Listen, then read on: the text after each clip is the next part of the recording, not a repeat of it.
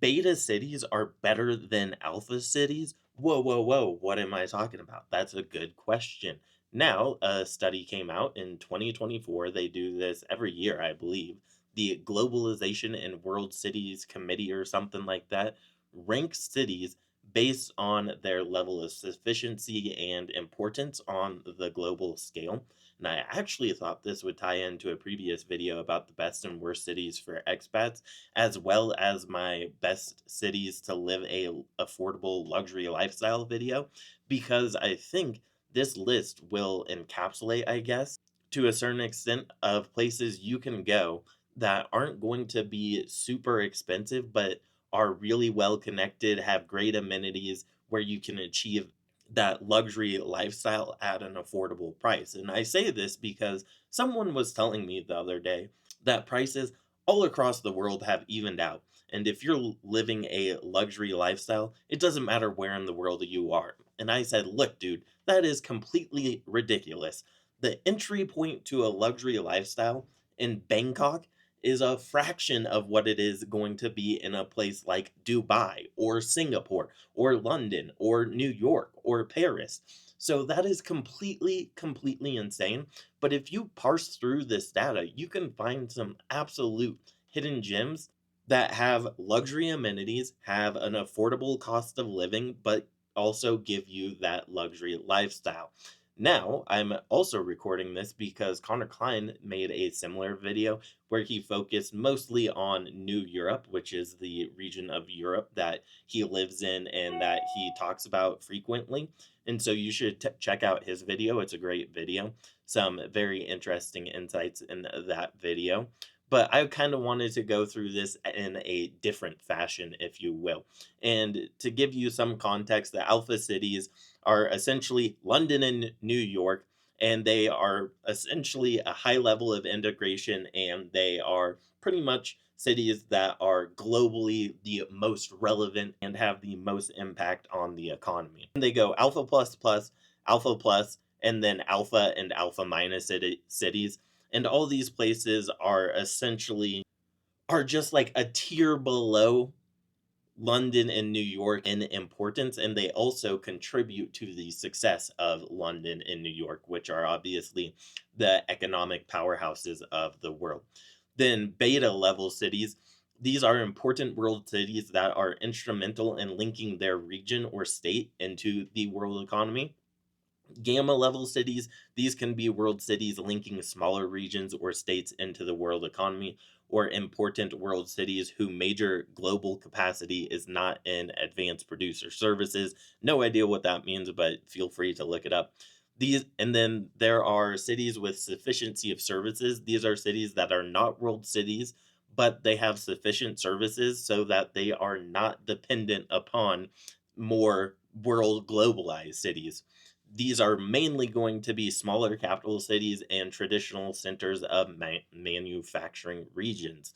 So, if we go through some of this data, obviously I'm not going to go through all these cities, but I will put them on the screen here so you can see what I am referencing. You can find some absolute hidden gems. So let's just start with Alpha Plus Plus. London, New York, don't really need to talk about that. They are the clear cut number one cities in the world, economic powerhouses. But obviously, if you're looking for an affordable luxury lifestyle, probably not going to be achievable in London or New York. Then you have Alpha Plus, Hong Kong, Beijing, Singapore, Shanghai, Paris, Dubai, Tokyo, Sydney. I think Hong Kong is cool. I like Singapore. I like Beijing. I like Shanghai. I like Paris. I like Dubai. I like all these places. But are you going to get affordable luxury in these places? Not necessarily. I think some of them are better than others. But once again, not a lot of places where you're getting great value for your money. Now, alpha cities is where this really gets interesting, and I have a couple insights on this one. So, obviously, you can refer back to the thing that I put on the screen, but in the alpha cities, some interesting ones: Milan, Sao Paulo, Mexico City, Madrid, Warsaw, Istanbul, Bangkok, and Kuala Lumpur. So, first and foremost, Warsaw is like the third ranking European city, which is a testament to Poland and the Polish people and the growth of Poland over the years. Because they have seen a major economic boom in a pretty short period of time.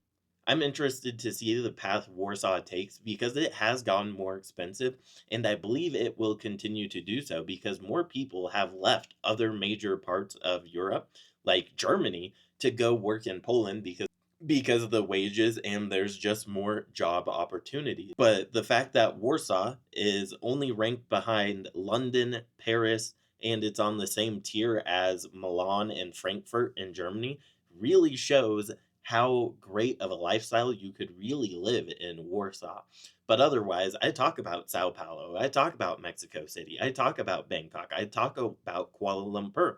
So this is a tier where I think if you are looking for a true luxury lifestyle, an interconnected city with major amenities, because obviously these are the alpha dog cities, then this is where you can really find that great cost to value ratio as of right now. Now, many of these places are getting increasingly more expensive. You'll you see that in Kuala Lumpur, you see it in Bangkok, you see it in Warsaw, you see it in Mexico City, you see it in Sao Paulo.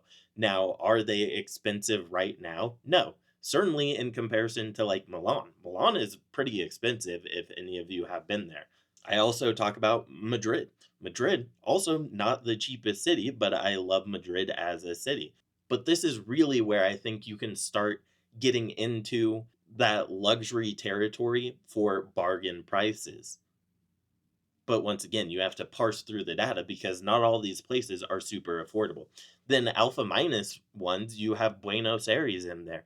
Riyadh is interesting. I haven't been there. You have Lisbon in this tier. You have Johannesburg, which I've never been and I have no desire to go to South Africa, but those are some options.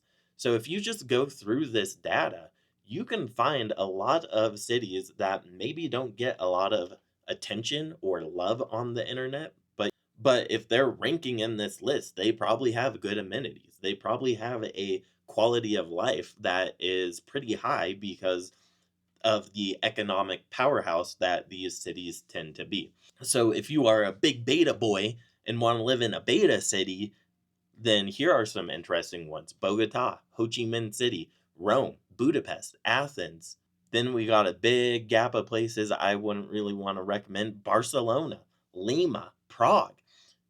The fact that Warsaw ranks higher than Prague is really interesting, but not all that surprising because of the strength of the Polish economy. So right now, I believe Prague is more expensive than Warsaw, but in the future, I'm not sure if that's going to be the case because once again, all the people moving to Warsaw for the wages and the job opportunities, that could start creating a shift in best places for cost of living to value ratio. But once again, it kind of also depends what you're looking for because I would say Warsaw a bit more modern than Prague, but Prague is a beautiful city in its own right. And I've said multiple times, I go back and forth on which one I actually prefer. Then other interesting beta cities that you may want to look into. First of all, there's a lot of Chinese cities on this list that I am kind of just glossing over. If you want to live in China and you want to go there, be my guest. But for me, it's not all that appealing to live there. But there are some interesting places of note in these lists that could possibly interest you. I should also point out there are some places in Ukraine on this list, but I don't particularly recommend moving to active war zones, although not all of Ukraine is an active war zone. I understand that, but there are some risks that I don't necessarily recommend you take. Like, for example, I have pointed out on a couple different occasions there is an increased risk living in some of these places like Georgia or Estonia or Latvia or some of these other places that border a massive country called Russia that has no respect for other countries' rights. And I'm not saying it's likely Russia invades other places. I'm just saying it is a chance that could possibly happen. Do I think it's likely? No. Do I think it's likely if I went to Ukraine right now and I was in the wrong place at the wrong time? No, but it's not a chance I personally want to take. If you want to take that chance, be my guest. Now, in the beta minus cities, some interesting places in my personal opinion. Belgrade, Sofia, Bratislava, I don't like Bratislava, but it is a beta minus city. Rio de Janeiro, that's a great option. Zagreb in Croatia, a little small, but it is very pretty. Panama City, really good options. Then in Gamma Plus and this Gamma Zone, I think there are some absolute hidden gems here.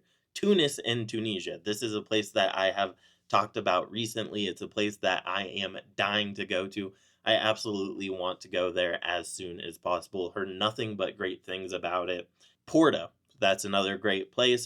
I should also point out that this is a good way to find like places that just aren't necessarily as popular that you can go explore for yourself. So if you want to start a travel YouTube channel, it might be cool to pick some of these lesser known cities and start vlogging your trips there.